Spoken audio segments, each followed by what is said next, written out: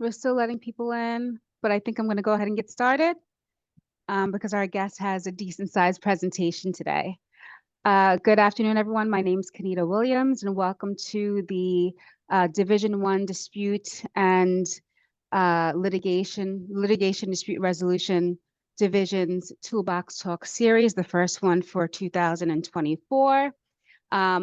This is a feature of the Construction Law Forum's Division One, where we get together practitioners, consultants, and experts in all areas of construction and construction law to discuss topics of relevance to construction litigation.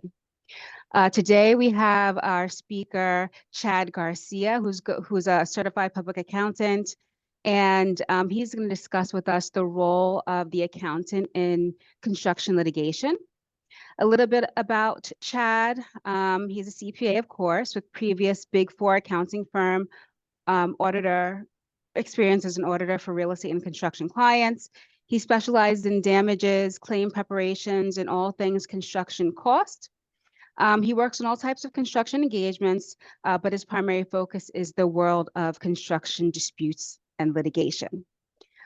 So without further ado, Chad, why don't you go ahead and get started and talk to us more about the accountant's role in construction litigation.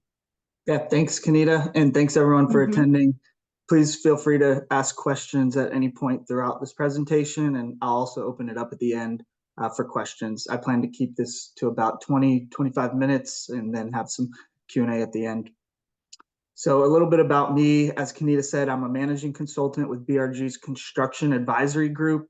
I used to work for KPMG as an auditor, where I audited construction and real estate clients. Now I work primarily in the Construction Advisory Group doing dispute resolution and litigation support. I focus on construction damages, but I also get into bankruptcy, commercial damages across all industries, business interruptions, lost profits, and basically all things damages and cost. So what we're going to talk about today is some common areas of construction engagements, some of the damage methodologies we use to calculate them, some common types of engagements, some additional services that you can use CPAs for, and how to choose a CPA.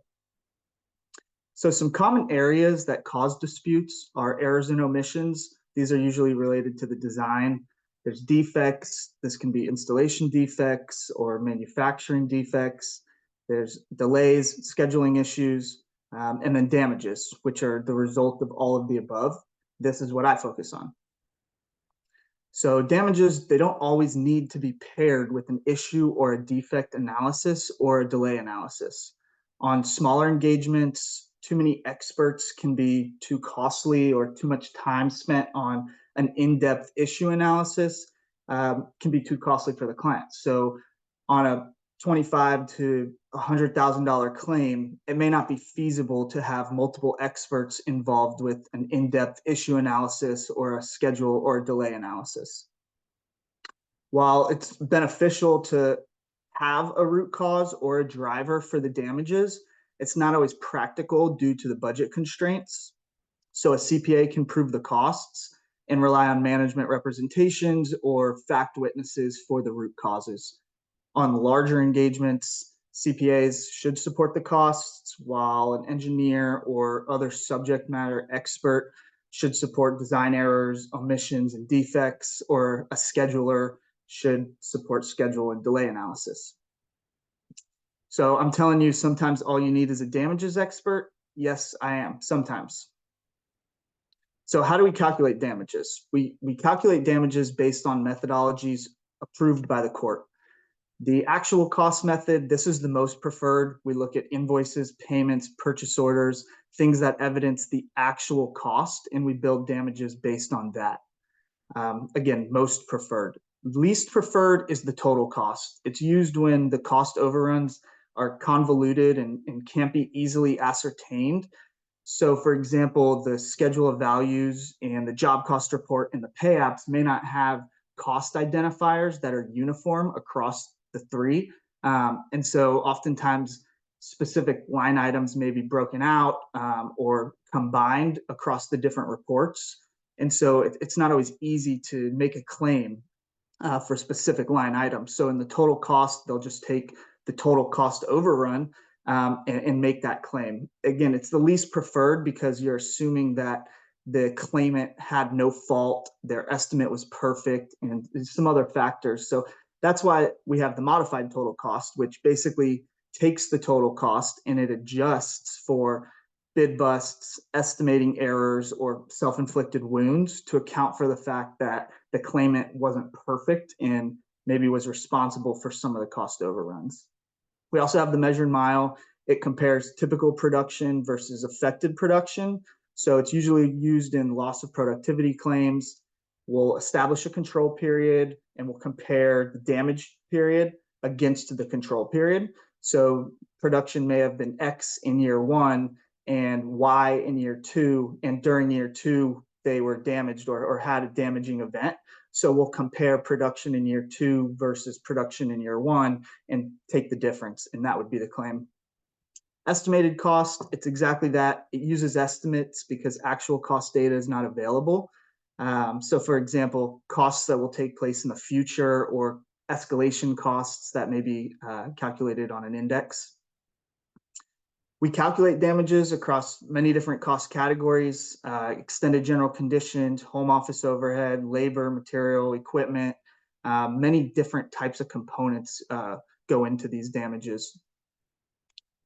Some common types of engagements that we work on: cost overrun disputes, change order disputes, insurance claims, lien claims, and lost profits. These are just a few. There's several more. So what can a CPA do on cost overrun disputes? Well, we can support or defend cost overruns. We perform cost overrun analysis on the financials to uncover all of the cost overruns. Oftentimes we'll find cost overruns that owners or contractors weren't even aware of. And we'll work directly with claimants to ensure the claim costs will prevail through a trial and are properly supported. We'll also work directly with defendants to defend them against the plaintiff's allegations of cost overruns.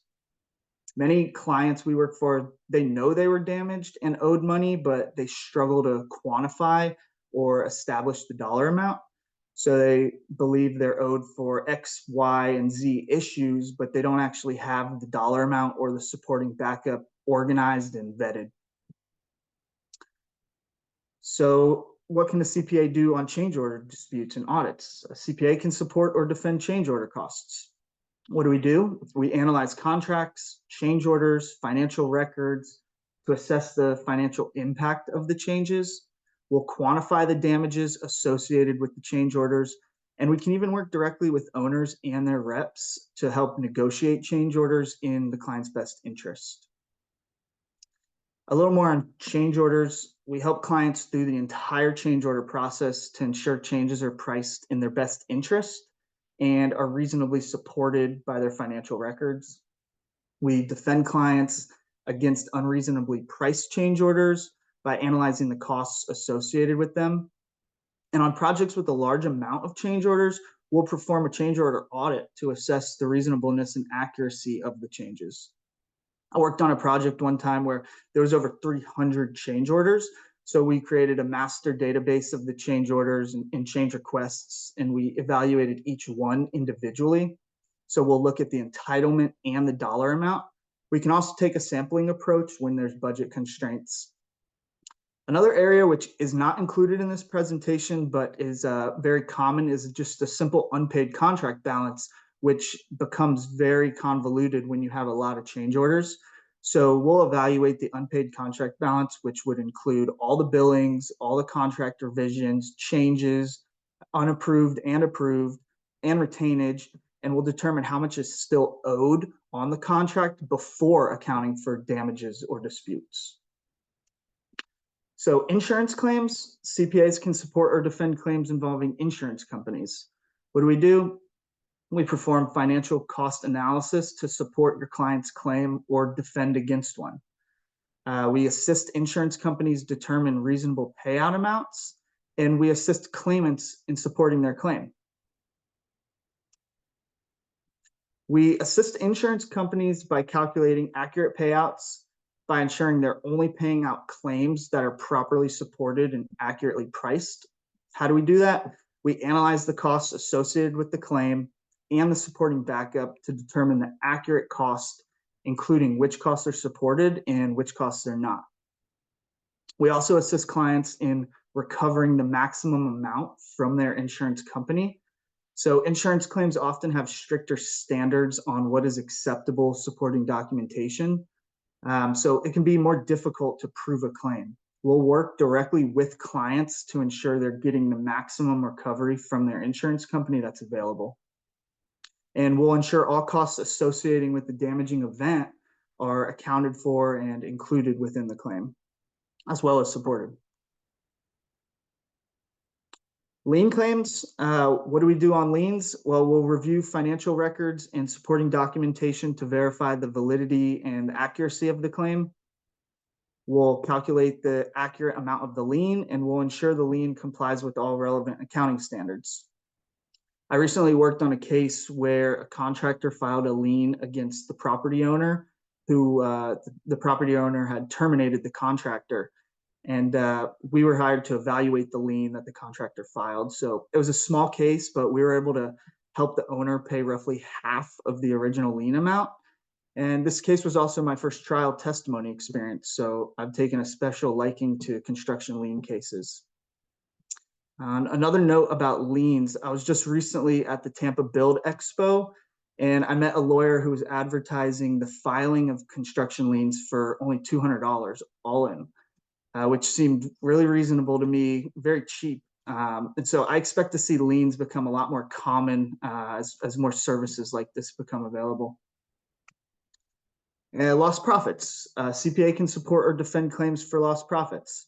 What do? We'll analyze financial records, historical performance, other relevant financial information to determine the extent of the financial loss. We'll develop a but-for scenario detailing what the party's financial performance would have looked like but for the damaging event. So we'll evaluate economic factors, market conditions, and industry trends that could have affected the party. I'm working on a case right now for a friend of mine who owns a winery. They're building a restaurant inside of their winery, but the contractor who's doing the work had all sorts of permitting issues, which delayed the project. So I'm going to be helping put together a claim for lost profits, but we'll have to evaluate the company based on expected sales or comparable restaurants in the area, not actual sales because they don't have any yet. In fact, they're still not open today. And we may add a premium for it being a luxury restaurant or add on revenue for tours that they were going to do of the winery. So all different types of factors can come in, and lost profits, they're not always based on a track record of proven revenue. Some additional services that CPAs can offer. Well, we assist clients at all stages of the litigation process, before, during, and after litigation. Often our work never makes it to trial. Of course, it's not a guarantee, but what I've found is that our report or our affidavit that we write can settle the case for our clients, which saves them time and money. Our findings can even be used before the stages of mediation or arbitration as simply negotiation tactics to help resolve issues. We can also do accounting and finance process improvements, where we'll come in and evaluate a company's internal controls and make recommendations for improvement. We can work with the company to implement new processes and procedures or improve weak or broken ones. And we can also integrate outdated accounting systems into newer and better accounting systems and software, which is what we call digital transformations. I recently worked on an investigation where we investigated the controller of a construction company for fraud, but we acted as if we were just doing process improvements. So the owner hired us to come in, and the controller had no clue that we were investigating him. We did indeed do process improvements. We evaluated every area of the company: accounts receivable, accounts payable, payroll, accounting and budgeting functions. But the main scope of work was to investigate the controller for fraud or for stealing money from the company. And we can also do tax planning and compliance. I don't do much of this, but my firm has a whole department dedicated to tax strategy and compliance. We can also prepare financial statements. We can do budgeting and forecasting. We'll develop comprehensive budgets and financial forecasts to do project planning and resource allocations. We can do cost accounting to track and allocate project costs. What else? Financial due diligence and valuations. We provide valuation services for mergers and acquisitions. We do forensic accounting, financial investigations, fraud investigations, things like that. So how do you choose a CPA? CPAs that are involved in construction claims must have experience in the construction industry. Like a scheduler, a CPA assisting in construction damages should have experience with the general construction activities. So just having a CPA license is not enough. This is the Construction Specifications Institute, or CSI, master format. I heard a story about a case where the damages expert, who was a CPA, did not know what the CSI master format was. And that's bad. Your CPA has to know construction specific things like this if he's working in the industry. So questions to ask your CPA on methodology. And these are also the types of questions or areas of focus we will follow when helping draft deposition or cross-examination questions for counsel. And as a previous auditor in the industry, I find that I have a very special niche in being able to attack the opposing side's expert methodology and supporting cost backup. As we all know, nobody wants to be audited by the IRS, but I have experience working in a similar capacity for construction companies as an auditor, which brings a unique lens to the table when it comes time to pick apart the other side. So another point on methodology, one of the things I learned first was to always have a methodology. I was told a story about a construction damages expert who had a very analytical and math-heavy approach to calculating his damages. And in court, when he was asked how he came up with that conclusion or his methodology, he pointed to his head as if to say, up in here, and his testimony was thrown out. So even if it makes sense, it should always follow a court-accepted methodology. On data and documentation, again, good questions to ask your CPA here, but also great areas to target in depositions and cross-examinations. Why didn't you consider this piece of information, which would significantly change the damages? Or these are the types of damages that would be supported by X, Y, and Z documents, but not what you've actually relied on. On causation, it's great to have experts that myself as a CPA can rely on for causation. If not, I'll rely on fact witnesses and the general storyline from the client. There is room for me as a CPA to explain the story in like a background section of a report, which is generally tied to the fact witnesses or management representations. The damages will always be attributed to the story of what went wrong and why, or who's at fault for the damages. So again, it's nice to have expert witnesses who can be relied on for the story of what went wrong, but I've written numerous successful reports for strictly damages that were built around a story from conversations with the client and fact witnesses. On mitigation. Mitigation is one of the most commonly overlooked areas in damages. Oftentimes I find that mitigation has not been considered at all. So when claiming damages, mitigation efforts should always be mentioned and addressed in order to keep credibility and show best faith efforts by the claimant. As a defendant, mitigation is an easy area of attack to reduce the claim by proving that the claimant did not consider mitigation efforts or they didn't consider their full magnitude. And future damages and contingencies. Uncertainties are always a point of contention, so these should always be addressed.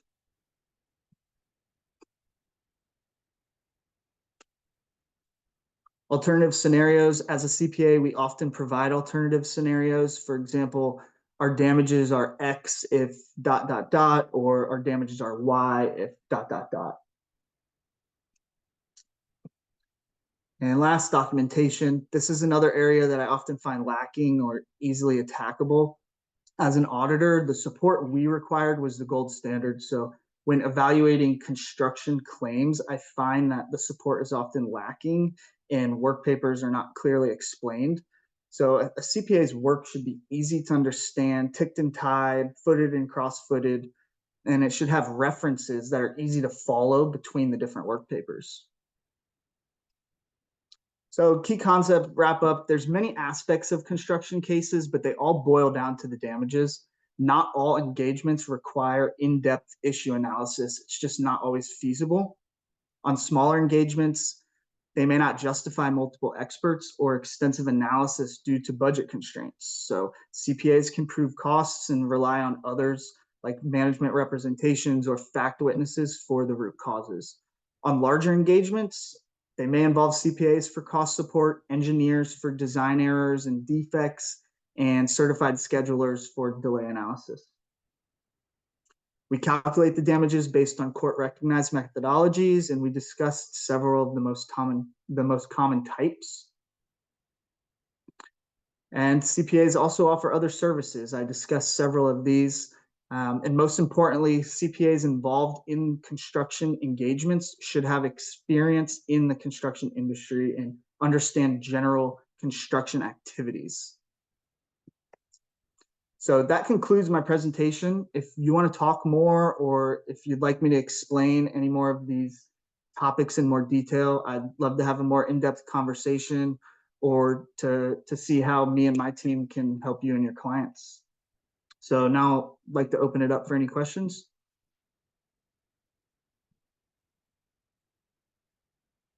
I don't see any questions in the chat. Does anyone have any questions? I do have a few myself, but I want to give everyone a chance to ask their questions.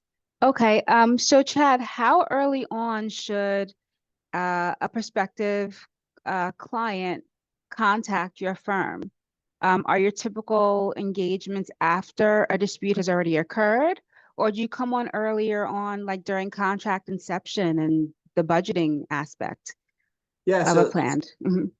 Yeah, that's a great question. It really depends on the client, but we come in at all stages. So we've come in before attorneys have even been involved and worked directly with clients. But we've also been called in for mediations, arbitrations, litigation, and as late as a week before a trial. So it just depends on the client and the circumstances, but we come in at any stage of the process. And when you get a referral from a prospective client, I mean, what does the perfect referral look like? Like, what types of information would you want off the bat? How do you want that information provided to you? Digital, hard copy, access to clients' internal databases and systems? How does that work? Sure. Yeah, so we typically get data electronically just in this day and age, but I have worked on cases where we've had hard documents. So either way works. I personally prefer to get access to the client's accounting software, and then we can just basically get anything we need as we need it. But I find that that's rare and understandable. Clients are typically reluctant to give us full access. So in that case, which is most cases, we have on my team, we have a listing of basically every piece of documentation we've ever requested. And so we'll have an introductory call with the client and the attorneys, and then we'll kind of go down our checklist and check off the pieces of information that we want to request. We'll prioritize them, and then we'll send them out as an initial document request. I think Kelsey had a question. What advice do you have for contractors who may think they're going to have a delay claim to track costs so they can prove them at the end? Yeah, always using like a force account or some sort of separate account so that you can clearly bifurcate delay costs, damage costs from the base contract. When you say a force account, sorry, what is it? Just a separate account? Is that? Yeah, open up a separate cost code or a special account in your job costing system that will track costs related to the damaging event or the delay. Okay. And you spoke earlier about digital transformations. What kind of software are you recommending clients move or transition to during this time period? Yeah, so there's a ton of different softwares out there. Sage is a big popular one with smaller clients. A lot of people use QuickBooks. We have a whole group dedicated to digital transformations within BRG where they do just that. They'll take companies who are using either outdated softwares and move them on to like Procore and unlock functions. Even clients who are already using Procore, for example, who are only using about 25% of its functionality. So we can come in and help them unlock the full potential. That's very cool. Another question, when doing discovery on an opponent's delay claim, do you have suggestions for the type of documents to request or ask for? Yeah, so we request all things related to schedules and issues. So we'll ask for the as planned, as built. We'll ask for contemporaneous documents like emails, texts, correspondence between the parties that help explain the issues. That way, a delay expert can help one decide what the damaging event was and who's at fault, but then also assess the schedules from the plan versus the actually built.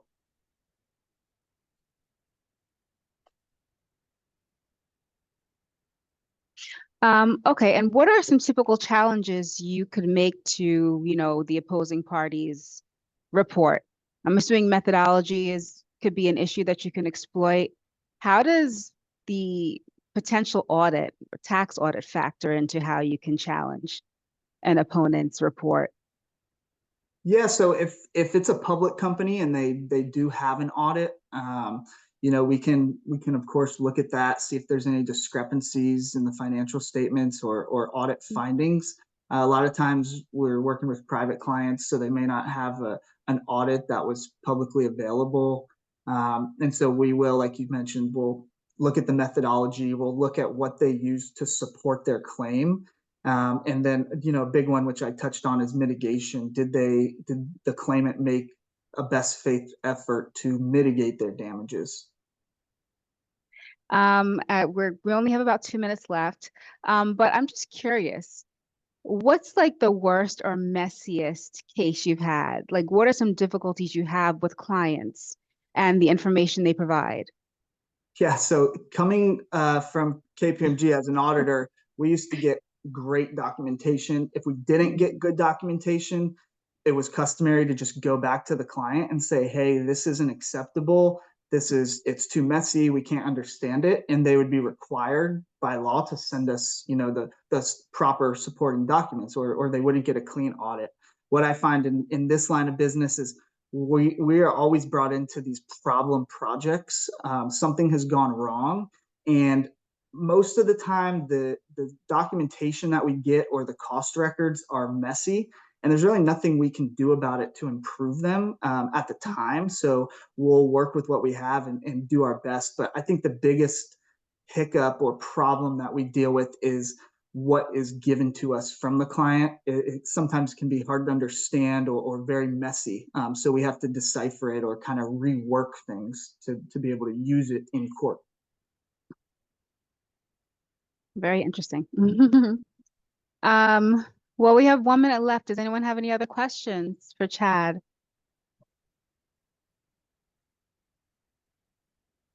Okay, I don't see anything coming through. I did put into the chat the link for our next Toolbox Talk series session, which will be on Rule 26F conferences and discovery protocols. So I'd ask that everyone please register. Chad, do you have any closing remarks? I mean, it was a great presentation, very comprehensive. I was worried you wouldn't be able to get through the whole thing, but you did. So you know how much time how much time your presentation takes. Awesome. Yeah, no, just thanks everyone for coming, and hope we can work together in the future. If anyone wants a copy of the presentation, once Chad finalizes it, then I can send it out to Kelsey, who can share it with the group, or anyone who specifically makes a request for it. So just let me know. Yeah, Okay. it'll be on the blog as well, the dispute resolver blog for D1. Yeah, so Chad, you send over a finalized copy and then we'll be able to publish it if you don't mind. Okay, yeah, I can definitely do that. Okay. Thanks so much, Chad. Great job. Thanks, Kanita. You're welcome. you, guys. Great having you, Chad. Thank you, everyone. See you next time.